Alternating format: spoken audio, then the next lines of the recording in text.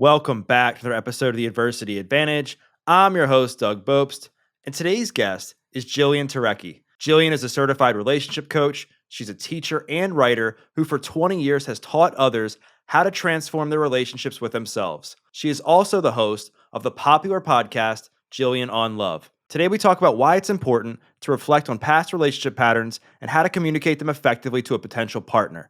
We also dive deep into how to find love and how to attract, build, and maintain a healthy relationship. We also get into the 4 questions you must ask yourself before exiting a relationship, how to heal from a breakup, and more. So let's get this conversation going and welcome Jillian Turecki to the Adversity Advantage podcast. Jillian, welcome to the podcast. Hi, Doug. Thanks for having me. You're welcome. I'm excited to chat with you. And I think a good place for us to start is I've heard you talk about the secret to finding the right partner, to having a healthy relationship, to even having a successful marriage is really getting to know yourself. Like there's a lot of importance in that. So let's start there. Like what are a few things that somebody needs to do or somebody can do so that they can get to know themselves and have successful romantic relationships? I think it starts with knowing what your strengths and weaknesses are, particularly when it comes to being in a romantic relationship. So, for example, if you're someone who gets very anxious, or you tend to get, avoidant, or you're someone who fears closeness, or you're someone who really craves closeness because you didn't have a good relationship with dad growing up, you have a lot of abandonment stuff, or with mom growing up, you have a lot of abandonment stuff. So I think it's really about understanding what it is that you've been through and the ways in which what you've been through come out or have historically come out when you've been in a romantic relationship. What are the things the choices that you've made, the behaviors that you've had, the patterns that you've had that haven't served you? And so understanding yourself is first having the awareness of the patterns that you have that have not served you, but it's also understanding the ways in which you really thrive in a relationship, or you thrive as a partner, or you are a great partner.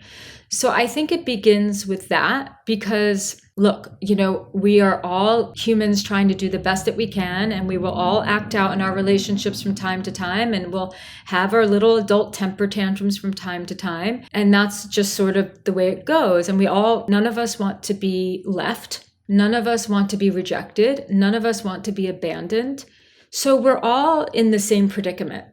But understanding and knowing what your patterns are while having a commitment to change and break those patterns and the ways in which you need to do that, whether it's therapy, whether it's coaching, whether it's reading books, whether it's the retreat, whatever it is. And then also knowing what it is that you want and need. If you've had a really rough go in life, you might need something in a partner that you wouldn't necessarily romanticize or think of right away. You might need a certain degree of safety and security in a relationship.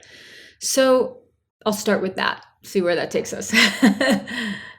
So where do you think that ranks in the list of priorities? Because we hear a lot that obviously physical attraction plays a certain role. Obviously having the same values, the same beliefs, the same goals, like wanting the same thing in the context of a relationship is super important. Where does the importance of being with somebody who understands your past traumas, understands your past patterns, understands like where you're at from a relational standpoint, like where does that rank on the hierarchy of relationship needs? Well, I think it depends on the kind of relationship that you want. So if you want a committed long-term relationship, if you're looking for just having an adventure and an affair with someone, none of it really matters except for chemistry and attraction.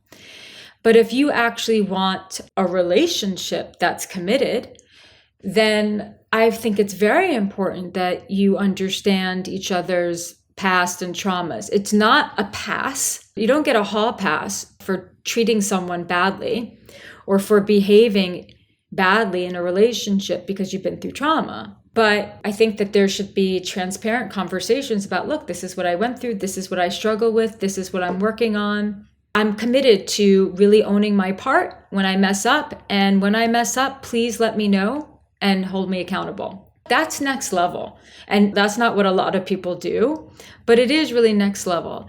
We all come to a relationship with baggage. We just do. We all have our stuff. We all have our flaws, we are all dealing with something. And to expect that you're going to meet someone who's going to be the representation of who you believed your parent should have been, which is flawless and perfect and a protector and a healer and a lover and all of, like, a loved one, and all of that. Guess what? You're in for a rude awakening. You are a flawed individual. You're going to meet another flawed individual. It's really just a matter of, well, first of all, some people are more flawed than others, and that's just the reality. They just are. If you're someone who works on yourself and you have a value where self-awareness is important to you, and you meet someone and they're just treating people a certain way and they have no self-awareness, that's going to be a problem. So I think it's pretty high up. You should know what you all come to the table with so that you can decide if it's right for you. This is a good opportunity to segue into something else I wanted to chat with you about. It's like where do you draw the line where, there's certain people that they'll continue to just heal every single day for months and years and even decades, and they're constantly working on themselves. They're constantly like looking into their past just to see like what was it about that caused something today. And I think that there's obviously some level of importance to that, but like where do you draw a line to know that becomes like to a certain point like unhealthy, and that maybe you should, take that next step into maybe trying to work through, develop new healthy relationship patterns with a potential new partner? Yeah, that's a really good question. I mean, it's basically falls under the umbrella of analysis paralysis. You're constantly working on yourself. You're constantly trying to do better. That is actually part of a pattern that's very consistent with perfectionism. And it's also very consistent with feeling like not enough. It's like you're trying to figure out why you maybe, for example, tolerated something or repeatedly tolerated bad behavior from partners. And so now you're like stuck in this healing process because it's fear. You're so afraid. You don't trust yourself. I mean, that's ultimately what happens, is that people get stuck in a pattern of perfectionism, which is just the same programming that they are trying to heal themselves of, paradoxically, which tells them, I have to be 100% healed to be ready for a relationship. And then the second part is this thing that happens to us where we don't trust ourselves. And so we're so afraid to put ourselves out there because we don't trust ourselves. It's hard to say, because for everyone it's different, but there's sort of, let's just say you're someone who's had a string of relationships that not only didn't last, but were painful or unhealthy, or you're noticing a pattern. And then that person has this sort of aha moment where they say to themselves, wow, the common denominator is me. I'm the problem. So I have to work on myself. And so maybe that person hires a therapist. Maybe they hire a coach. Maybe they do a bunch of online courses. Maybe they begin a meditation practice or hire a meditation teacher. Maybe it's all of the above, right? Depending on their resources. So they start to do that. Because what has happened is that what they are able to acknowledge is that they are not connected to themselves. They've lost themselves in these relationships. And so they feel very fragmented. There's a void inside that's vast that they're looking into. So they say, okay, I need to figure out how to fill this void myself, right? So I'm going to go down this path to try to rediscover myself. Capital S, like the self that lives inside of me. And so you're trying to reclaim yourself. You're trying to reclaim your power, find yourself.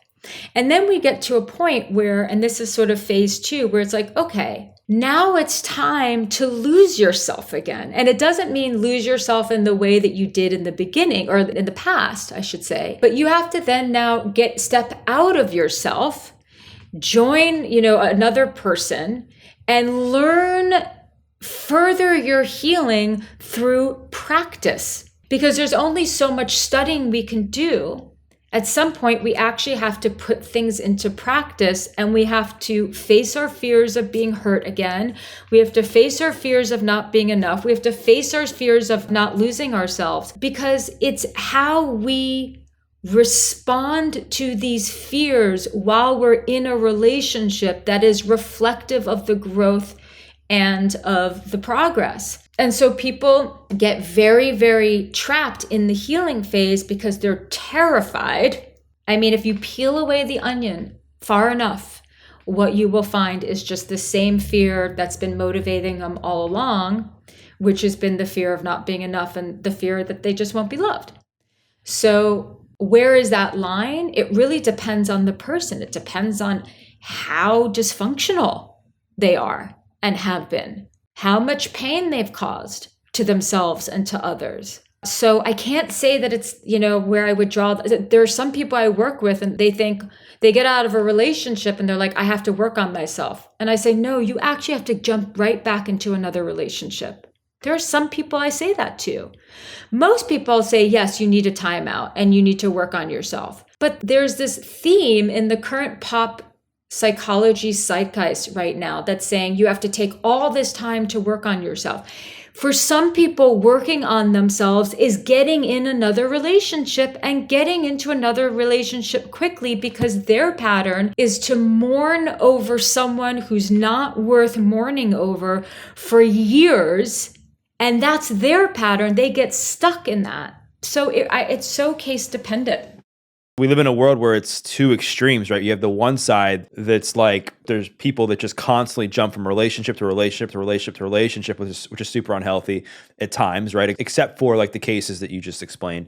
Well, it's never a good idea to just jump and jump and jump without any self-reflection. You have to have some self-reflection. It's just that it doesn't have to be years. And then there's the other side though, that they're just constantly healing. I got to heal. I got to wait till I'm like got this perfect my perfect healing journey complete before I jump into another relationship. And we're going to talk about self-trust and how to rebuild trust with yourself because I think that's an important topic. But I want to kind of put a bow on what we were just discussing in that let's just say that somebody has put themselves out there in the dating world again. They've met somebody that they have a lot in common with, that they're attracted to, that they could potentially see a relationship with. It can be challenging, I think, for a lot of people to have difficult conversations with somebody they really don't know that well. And they have this fear of rejection and getting hurt. Like, how do you guide your clients to open up and share about their past, relationship patterns and traumas and insecurities in a way that can, allow them to move that relationship forward? I don't believe in, telling someone you just met everything about your past right off the bat. Usually when people do that, that's coming from a place of fear and insecurity. But I think that as you get to know someone and as things are progressing, you share a little bit more about yourself. I advise the people who I work with to be really transparent, but the first step is being comfortable with your past. You have to be comfortable enough with your past to be able to share it. And what I mean by that, it's not like you want to go back to the past, but you accept the fact this is part of what I've been through. This is part of what I struggle with. And this is it. This is what I struggle with. And I think it's a lovely conversation to have. And I think that I would love people to I encourage people to have more of those types of conversations with each other. The thing that I see, though, and this might steer the conversation in a particular direction, but people are having these intimate conversations with a date. And then that person will come to me with the expectation that now they're in a relationship with this person because they've had these sort of open conversations. And it's interesting, there are certain people who can go there and have those conversations, but it doesn't necessarily mean you're going to be in a relationship with them. So it's twofold. One is I wouldn't want to be, and nor would I advise anyone who I'm working with to embark on, commit to, and invest in a relationship with someone who does not accept you for who you are. And that includes the struggles that you've been through. So I'm all for having these conversations. It just doesn't have to be date one. Like the first couple of dates builds rapport. See if you have a good time together. See if you are on the same page in terms of what it is that you like to do and what you want in life. It doesn't have to be constantly talking about, trauma. But yes, it's important to bring it up. Right. And so taking it like one step further, I would imagine that having these hard conversations, having deep, meaningful chats with somebody that you're interested in can help build some level of emotional connection. And I think oftentimes connection and chemistry get confused and mixed up, and I think they're pretty different. So in your opinion, like how does somebody know they actually have true emotional connection and it's not just chemistry? Chemistry is important, But if you're someone who's always had chemistry with people who are bad for you, then chemistry is extremely unreliable. So it depends on the person. I think that chemistry that builds over time is really what you want to have happen. Meaning, like, there's chemistry, there's rapport, there's some attraction when you first meet. And then every date that you have after that, every time that you hang out, there's even more, because if the chemistry can build when you're finding that there is mental connection, intellectual connection, emotional connection, and then you're finding like that chemistry, that attraction builds as a result of all those other things coming into place, that's the goal. That's really, really what you want. That doesn't mean you have to have some sort of, physical attraction. That doesn't mean that you're on a date with someone who you find really like not attractive at all. And then you're like, okay, well, we get along, so now I'm attracted. No, but that you want it to build over time versus, because what happens is this: when the chemistry is so overpowering, whether we can admit to this or not, this is what happens every single time. They can be saying things that really don't align with what it is that you really like. They could be saying things that you might not even like at all, but you excuse it because the chemistry is so strong. And that's where you're like, oh, we don't share this really important value. It's okay. So you start justifying it. Someone recently wrote into me saying, I have a zero tolerance for drugs and alcohol. I grew up in an alcoholic family and I don't have that in my life. I don't want that in a partnership. Well, she's dating someone who smokes weed every day, all day. Because we have a really strong connection, and everyone's telling me, well, weed's not such a big deal and it's basically legal and blah, blah. So it's amazing how in one sentence, I have a zero tolerance for drugs, and in the exact same sentences, I'm starting to see someone who smokes weed every day, all day long. I want to touch on that really quick, because this was something that came in from one of the questions from the audience when I mentioned I was talking to you, and this is a great time to talk about it, is like, how do we sometimes separate our heads from our hearts? Because I think what you're describing is a perfect example. Like, this person's head is like, no, but once they start to build some chemistry, the heart is like, yes. So using that as a great example, like, how can somebody separate their head from their heart? This is the great conundrum, because love is an irrational emotion. It's completely irrational. And, when I'm working with people who love someone who's absolutely terrible for them, it's like, on the one hand, you want to shake them out of it, but on the other hand, you have to have some compassion, because once you love someone, it's very, very hard. So this is about getting wiser. It's about learning. So that's why I think that values and lifestyle and things like that should be discussed very early on. Which is like, because your heart, you can separate your heart from chemistry. You can be really attracted to someone, but that's not your heart. After date one, you don't love someone after date one. You could be wildly attracted to them, which could be a problem for a lot of people. But talk about that stuff very early on. First date, I have a zero tolerance for drugs. Do you engage? And someone might lie, and you never know. People can really lie and say, oh yeah, I don't do drugs and whatever. But, I think it's about knowing what your deal breakers are and being very, very loyal to them. And I'm not going to lie, it takes a lot of mental strength, but it also means like, look, we're going to learn the hard way. But at some point, I don't think people should have a laundry list of things that they don't want. I think that they should have a few things that are really, really important to them and a longer list of things that they're willing to tolerate, honestly, because that's just the reality. But those few things that you list that you really, really need or you will not tolerate, they have to be no matter what. They have to be no matter what. And I think a lot of this comes back to feeling secure, having a high level of self-awareness, self-worth, self-trust. And I know at the beginning we touched on like how to get to know yourself as far as where you stand with relationships. I think this is a good time to kind of dive into like, what are some things that somebody can do to practice self-trust within themselves, to rebuild their sense of self-worth, so that when they're in situations like this, it gives them a better chance to walk away instead of being in a position where they're like feeling insecure and they're using love or relationship to fill that void. So I'll give you a few things that they can do. Number one, get out of your head and go do something, help someone, put your energy into your community, put your energy into your work, put your energy into something outside of yourself. So contribute in some way. I think that is the fastest way to get out of your head. It is a really fast way to build self-esteem. It's also a way to build self-confidence, trust in yourself, all of that. So get out of the analysis paralysis, stop thinking, because just to circle back, the constant working on yourself is the constant obsession of oneself. And that's not a diss. I'm not putting anyone down. I've been in that too, but we have to watch it. We have to watch being constantly obsessed with ourselves, because really the greatest form of personal development is giving to something or someone outside of yourself.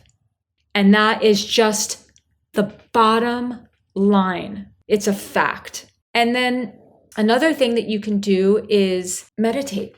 I think meditation is one of the most powerful practices to connecting to the part of yourself that is not scared, to the part of yourself that is not fearful, to the part of yourself that's not feeling worthless. When you meditate, and this doesn't happen overnight. This really is something you have to practice. It's the same thing. Like if you want to transform your body, lifting weights one day is not going to do it. Like it has to be consistent, but you learn to connect to the wiser part of yourself, that sort of primordial wisdom that resides in every single one of us beneath the ego.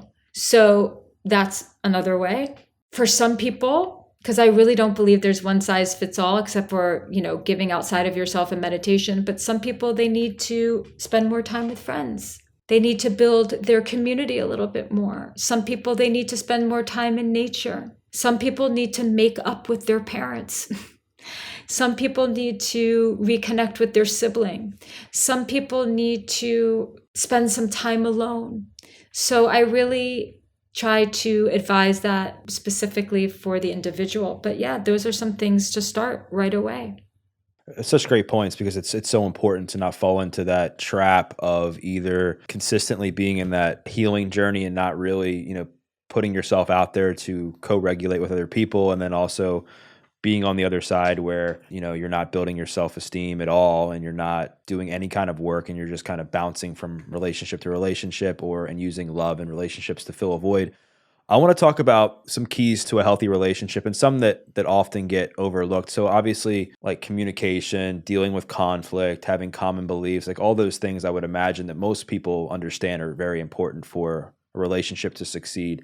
One of the things I've heard you talk about is the importance to be able to co-regulate with one another, and the importance of that. So talk about why it's so important and why that's different than being codependent, and what are some ways that people who are in relationships can learn to co-regulate. You can't co-regulate with someone who's always blaming or they're always blaming you. You can only co-regulate with someone who you feel safe with. So I think that the number one key to a healthy relationship is that both people feel safe with one another, emotionally and obviously physically. Part of what provides that safety to each other is having that open communication, but also having this mindset, if you will, or this commitment to, when you're in pain, I listen. Now, that doesn't mean I listen every time you're just complaining to me about me. But when you are hurt, I listen, whether it's hurt about me, whether it's hurt about something that someone else said to you. And so co-regulating is basically, a lot of it is how you deal with conflict. It's basically like you see your partner is dysregulated, their nervous system is a bit off for whatever reason, and you are able to help them find their breath again, be a steady force for them in that moment, a steady presence for them in that moment. Sometimes it means co-regulation, sometimes means, oh, I need to get my partner out of their head, so I'm going to make them laugh, right? It doesn't always have to be so serious. I'm going to be goofy with them. What I'm about to say, I am admitting is really, really hard. But if we can practice when two people, when they're completely dysregulated and blaming each other, right? That's basically a fight. Two people dysregulating, blaming each other. What's a toxic relationship? That's the norm of the relationship, basically. When they're doing that, it's almost like they're unconsciously competing for who's the most dysregulated in that moment. It just takes one person, one of them, to step out and be like, okay, let's calm down now. Let's bring this back to earth. And so that's really what co-regulation is. It's being able to be aware of your partner's nervous system when their nervous system is off, to be aware of their energy, to then not be reactive or reacting constantly to their energy, but instead be like, I don't have to react to their energy. I can actually be the opposite of their energy right now and help them soothe and calm down. This is like next level relationship skills, but it's very, very important. I recently had a conversation with a friend of mine who's a very, very, very self-aware individual, meditator, coach, all of that. And she says, and she's going through a little bit of a rough patch with her husband, but they're very committed to one another. But she said, I realized I had this breakthrough where like part of our problem is that like if he's reactive to something, I'm just taking it personally. I'm reacting to his reaction constantly. Instead, I could soothe him in that moment. I could tell him, babe, it's no big deal. It's all good. I hear you. And when I do that, it's like he immediately relaxes. Then he becomes the man who I always wanted him to be. So that is a really great example of what I'm trying to say and what co-regulation is. I love that. And I think people have a hard time developing like self-awareness around that, meaning there's a lot of people that are in these types of relationships and that's just become that they're normal, right? How does somebody know if that's like the pattern that they're continuously stuck in if they don't have the opportunity to speak to somebody like yourself? Well, it's hard because, some people in some families, fighting is actually very normal because it's really important to understand the family culture. And I'm not talking about race culture. I'm just talking about the ethos of a family and how you're raised. Like some people, they'll go over to their partner's family's house and everyone's loud. And that person is like, wow, your family fights all the time. And their partner is like, what are you talking about? This is how we show love. This isn't fighting. Then the opposite is true. The other one goes into the other families. They're like, wow, everyone's so quiet. No one really talks about anything. And their partner's like, what do you mean? This is just the vibe. This is how we are. So I mention that because I think it's important and not everything is black and white. So some couples will get into a lot of fighting and arguments because that's just like how they learn, like it's no big deal, right? It's like they get over it quickly, they yell at each other, and then they're done. And then everything is fine. But someone looking in might say, oh, that's a toxic relationship. Who says? But what I think you're referring to is just like when you're in something, you're constantly fighting, you constantly feel dysregulated, you feel unhappy and unfulfilled. That's how you know. When you're unhappy, stressed out, your nervous system feels wrecked, and you feel unsafe, unseen, you know something is wrong. You just do. But changing it is the hard part. Knowing that something is wrong is not the hard part. It's changing it. That's what we struggle with. Let's talk about changing it a little bit, because I think what you mentioned is very, very common for people, and it goes one of two ways. It goes the way, like you mentioned before, where people are just constantly fighting and fighting and fighting, and then they make up, they fight, they make up, they fight, and that becomes like a pattern where sometime, in many cases, people are super unhappy and unfulfilled. And then on the other side of that, nobody says anything and stuff gets swept under the rug, and then a lot of resentment builds, and that can then blow up on its own. So what can people do if they're trying to have like hard conversations with their partner, whether they're in the midst of conflict or whether they're just trying to share something that's bothering them about their relationship? So it depends. So if you're someone and you're like, okay, like I have all this resentment and, I feel so angry, but I want this relationship to work or whatnot. The first thing that someone has to do is get in touch with their resentment and understand that their resentment often has very little to do with their partner. It has to do with you not speaking up on behalf of yourself inside of a relationship. So one of our biggest responsibilities as a person in partnership is to be very, very diligent about preventing resentment from taking hold of you.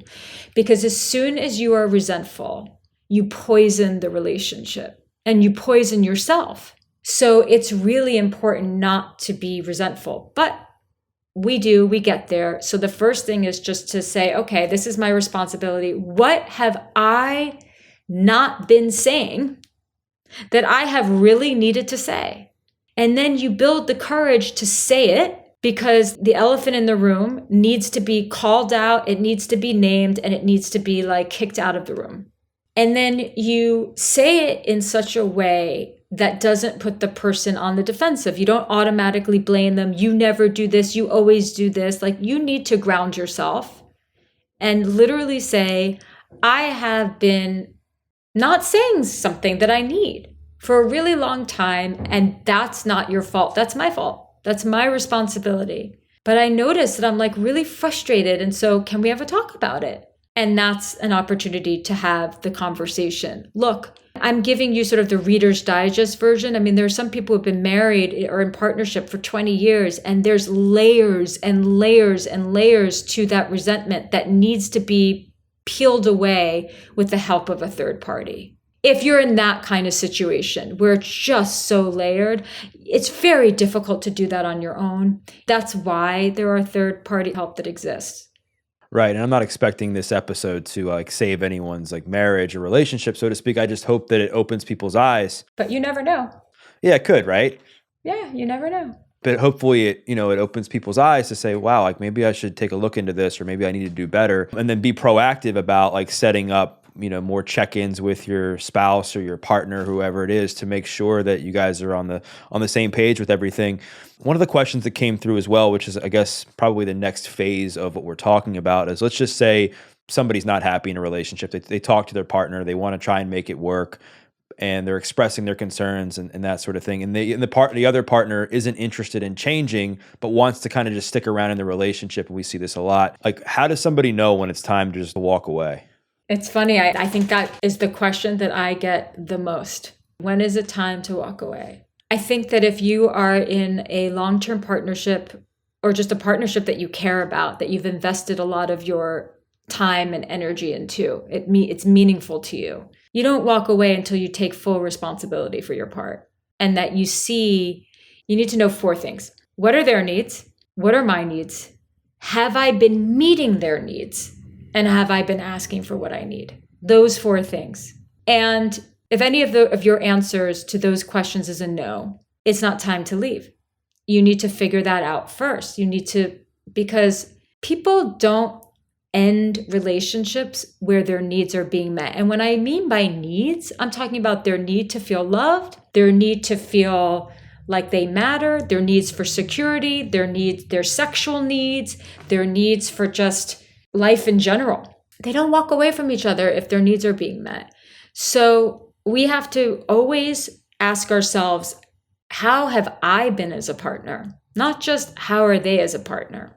So that's number 1. Number 2, you also know when it's time to leave, when at some point sometimes we work really hard to make something that isn't right work because we're afraid to be alone.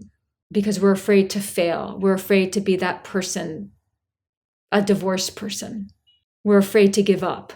All our identity gets wrapped up sometimes in a relationship. And so if it ends, people will then internalize that and think of themselves as a failure. So they stay in something that's clearly not right. Not right because you just want 2 different things. Your natures are not aligned. What you want out of life, it doesn't align. So sometimes it's time to walk away because, as painful as it is, you just know it's not right and that you can't lie to yourself anymore. Obviously, you have to always walk away from someone who mistreats you and abuses you in any way, shape, or form. So that's how you know. Yeah, and it's there's so much nuance to that question too, because if there's kids involved, that changes a lot of things, right? Of course, money, financial dependence, yeah, all of that. Exactly. So it's easier said than done. And breakups suck. I mean, no matter how you spin it, breakups are very challenging. No matter if you're the one who gets broken up with or you do the breaking up, I mean, just cutting that tie is very, very hard. And that's why a lot of people end up going back into a relationship that didn't serve them because that tie is so hard to cut. So as far as like dealing with a breakup, let's just say that somebody just went through a breakup and they're trying to figure out what can they do to make the most of it so that it doesn't completely crush them for months and years and so on and so forth. What advice would you have for someone like that? You have to grieve when a relationship ends, particularly if it was one that there was a strong bond and a strong attachment. It's a death. It's the death of a relationship. That person is no longer in your life. It's the death of a dream.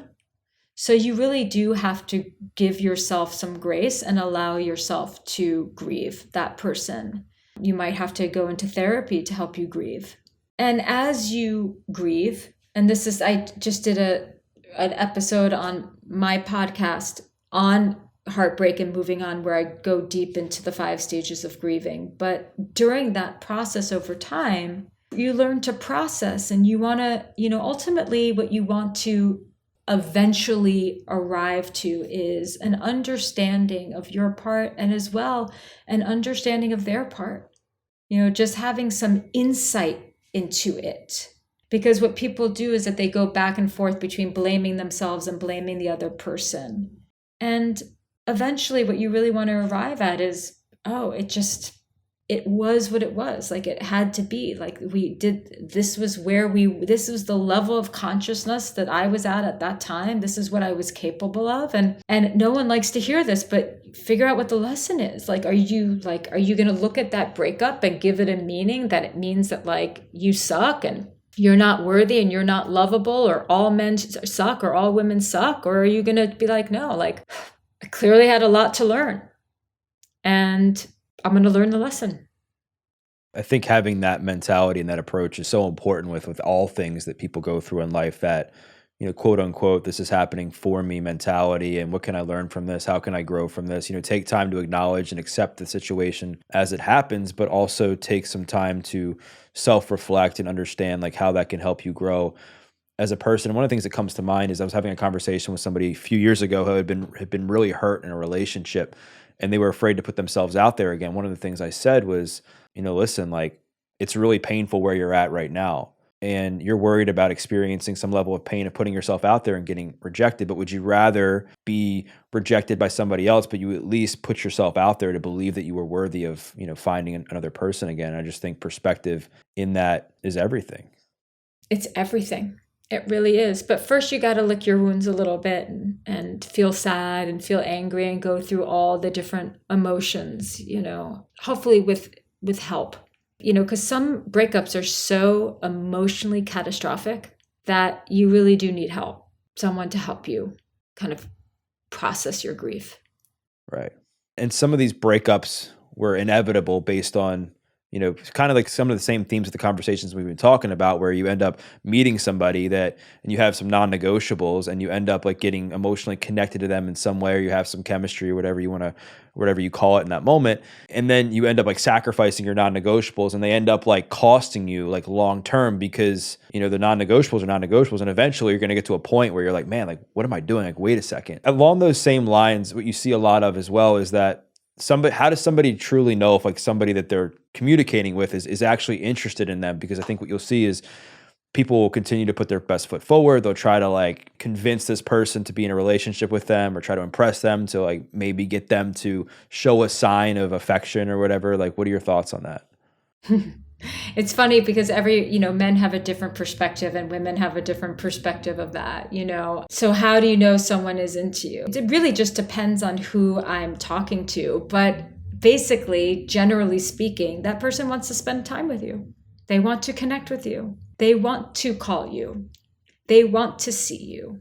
Period.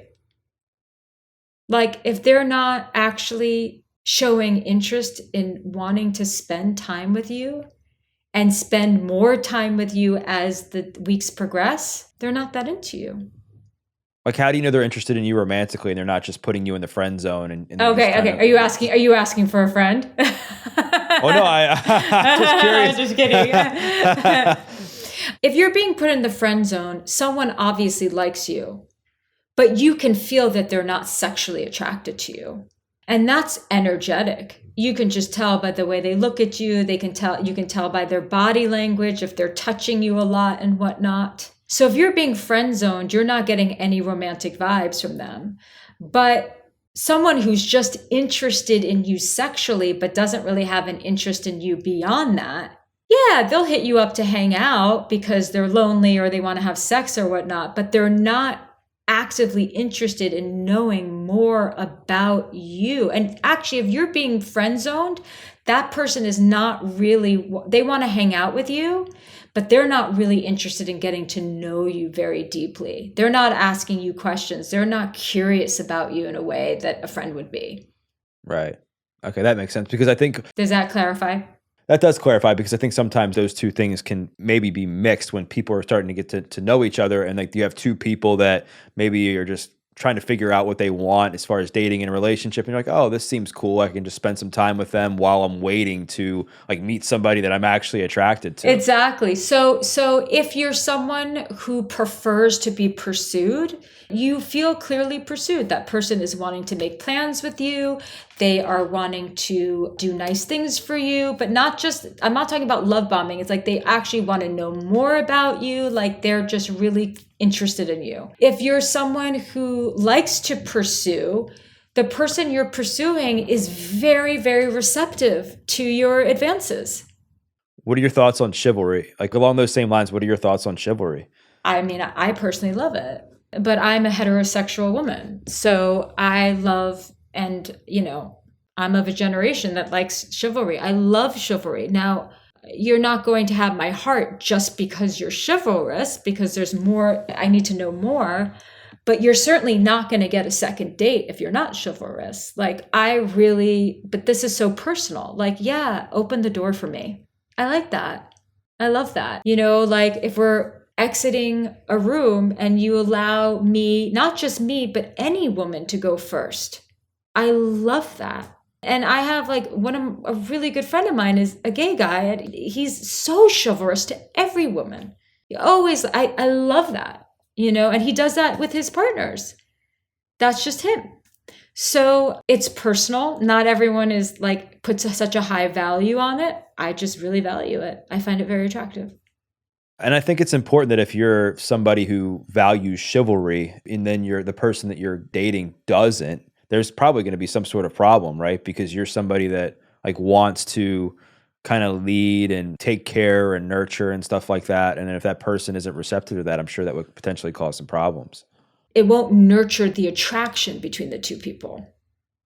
That makes sense. And so staying on this theme of like making sure that, people are aligned with their values and like kind of what they want in the relationship, like how does somebody not begin to lose themselves to the point where it becomes unhealthy when they're in a relationship? You talked about the importance of putting yourself out there and losing yourself a bit to other people, but there's so many people that become codependent and they end up, losing themselves completely just for the sake of staying in a relationship. Yeah, they do. I've touched on sort of like these universal relationship conundrums and balancing independence with dependence. And I know interdependence is a very popular word, but I just like to think of it as balancing togetherness and separateness, and independence and dependence is one of those conundrums. And it doesn't look the same for every couple. Like some couples actually do okay with a little bit more dependence, and some couples do better with a little bit of independence or togetherness and closeness. But we're always, this is like, the great ancient poets have been talking about this. Ancient spiritual leaders talk about this idea of like, there's no formula of how much closeness is healthy and how much separateness is healthy. It's something that we are constantly having to navigate in a relationship. But overall, what you want to do is that I believe that you want to feel like you can completely lean on your partner and they have your back. But happiness is an inside job. Your partner, I think a healthy expectation of someone that you're in a relationship with is that they want to make your road easier to walk And that the healthy expectation of yourself is that you want to make the road easier for your partner, but you can't walk that path for your partner and they can't walk it for you. You have to take care of your mental health. You have to take care of your physical health. You have to have other outlets in your life that give you happiness, not just the relationship and not just your partner. And kind of like to take that one step further. I think I've heard you talk about that. Like, you don't have to have every single thing in common with your partner. Like, you don't, just because you like certain things doesn't mean they have to like everything that you like. No, that'd be boring. Yeah. And there's this theme, I think, online a lot that you have to essentially just practice total self-love and you have to look after yourself like all the time. And I think, as we've talked about, that there is some level of importance to that. But where's like the balance between being selfish and then being selfless to do some things, you know, that you might not want to do, but you have to do for your partner? If you want to be in a relationship, it's not about you anymore. We've all known that person who's too selfish to be in a relationship. And maybe people have even identified with going through a phase in their life where they're too selfish to be in a relationship. When you're in a relationship, you want to make that relationship extraordinary. Their needs have to be as important to you as your own needs. You have two people doing that for each other, and it's kind of extraordinary.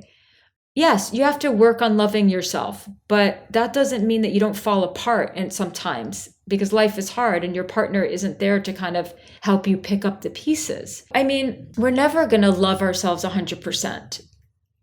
There's two camps.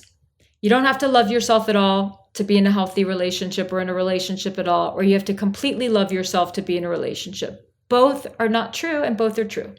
It's not or, it's and, you know? I mean, if you hate yourself, guess what? You're not going to have good relationships because you're going to keep choosing people who show you hate and you're going to tolerate terrible behavior.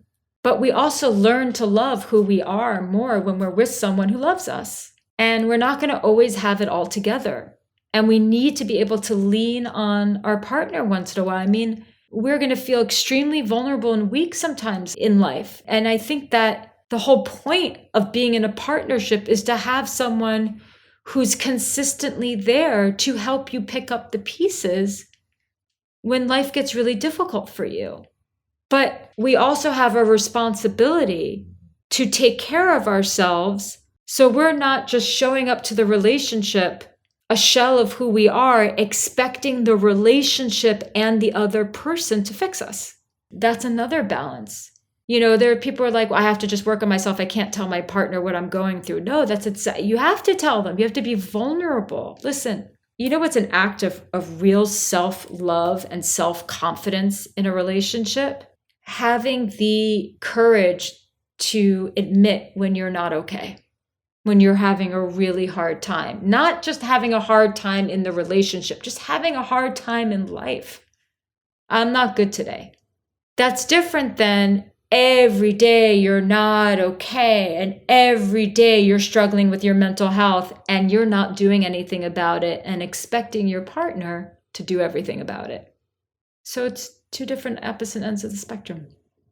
And then building off of that, this is something that I've struggled with in the past. I mean, I've gotten a lot better, is like, I'm a fixer, right? So when somebody would come to me with a problem, I would just give my advice and then like I'd be getting yelled at even more. And I'm like, what am I, like, I'm just trying to help. Like, you know, what did I do? And obviously because that's what men do. They like to fix problems. They like to solve problems. Yeah. And the older I've gotten and the more I've learned, I've realized that sometimes you just need to just shut up and listen, right?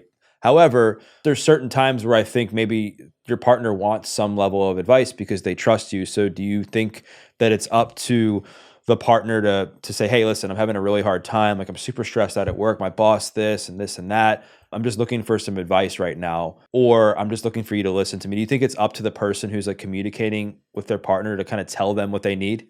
I think it's up to both. If they don't say that, then you can say, do you just need a hug right now? Or would you like some advice? Do you want to just vent for a little bit and I'll just be here? Or would you like some input? And then I would say also to the other person, coach your partner. Tell them what you need in that moment. I just need a hug. I just need you to listen. I know you love to fix things, but really what's going to fix this is you just telling me everything's going to be okay. That's something that I've gotten better at, where now if somebody's coming to me, even if it's just like a friend, I'm like, hey, do you want my advice? You want me just to sit here and listen? That's good. Bravo. Because sometimes I put my foot in my mouth where I'll give them advice and then like I don't know the whole situation and then they'll tell me something. It's like, ooh, I shouldn't have said that. Totally. Last question I have for you is that we talked about like how to know if somebody's interested in you and how to know that they might be interested in pursuing some sort of relationship. One of the other problems I think people have earlier on in a relationship, or sometimes this could last for a period of time, is they're in something that's kind of casual that they want to be more long-term, more of a commitment. How can somebody make sure that they are honoring themselves and not staying in something too casual for too long that they end up, not getting into that committed relationship that they want? Stop doing it. Speak up. Speak up. Like if you're feeling like someone is just giving you crumbs or you're just sort of a convenience for them, or like, because people will do that and most of the time, they're not meaning to hurt you. They're not meaning to screw you over. They're not meaning to give you crumbs. They're just getting away with it because you're acting like it's okay. So you have to speak up. But most people are like, I would rather just keep it as it is because I don't want to go back to that lonely place. Well, let me tell you something. It is way lonelier and way more dramatic to stay in something that isn't right for you than to face your loneliness. And so I think that people sometimes this is really common. They get really bored. They're really bored. And so let's say they'll get into like an on again, off again relationship, or a relationship that's sort of the popular word these days is situationship. They're in this situationship because they're bored. They're bored and they're lonely. And so they tolerate something that is not, we're doing this all the time. I mean, we tolerate stuff all the time that's not what we say we want or what we say we value, right? And so much of living in integrity with ourselves is to look at our lives holistically and be like, okay, am I living in accordance to what I really want, or am I living in accordance to fear of something else? So that's what it is to live in integrity. So boredom and loneliness is one of the two reasons that is mostly overlooked why people stay in situationships, to which I would say you have to get more committed to the kind of relationship that you want, and you have to be brave. It takes so much courage, but people are bouncing against their belief system all the time and their fears all the time.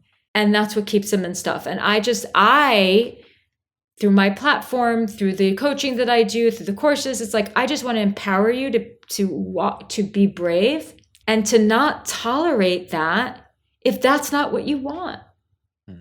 It's such a beautiful place for us to end our conversation because, like you said, it all comes down to self-awareness. It comes down to getting to know yourself. It comes down to self-trust, self-love, and then also having the courage to speak up and communicate for what you want in that relationship and what you want in your life. So, Jillian, this has been absolutely incredible. I think the audience is going to get so much value out of this.